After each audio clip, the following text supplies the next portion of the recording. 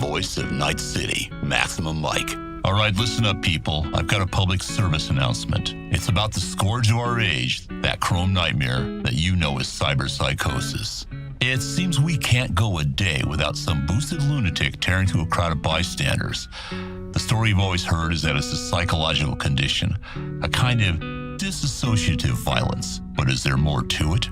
What if cyberpsychosis is intentional? I once heard a theory that I think merits some thought. An old friend of mine used to say that he thought the biggest manufacturers had got together a long time ago and agreed on a baseline failure rate for certain devices. Bad code, intentionally inserted into the mind-machine interfaces to slowly drive people up the wall.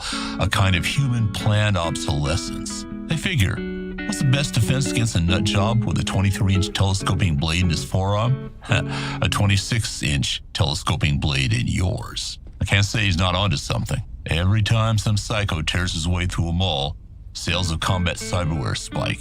Every time Net54 News runs a story on a massacre, some Arasaka exec buys himself a new yacht. Can that be all, though? It's no secret that incidents of violent cyberpsychosis have skyrocketed in recent decades, despite improvements in manufacturing and design. But there is something new in the latest generation cyberware. Get ready for this, kids. It's the black wall. You aren't a runner yourself, or a code jockey, you might not know, but the black wall isn't some mystical barrier floating somewhere in the deep net. It's actually a complex hardware-software infrastructure designed to keep AIs from accessing your gear, among other things. Maybe it doesn't work as well as NetWatch says. Maybe the madness of the deep net leaks over to our side from the black wall from time to time, drives some poor chumbo right over the edge. And it's possible it doesn't really exist anyway. Maybe it's just something the media came up with. Look, I'm not saying there aren't attacks. I've seen a few myself. What I am saying is there's a million reasons why one human might want to butcher another. Hell, we've been doing it for millions of years, even without cyberware.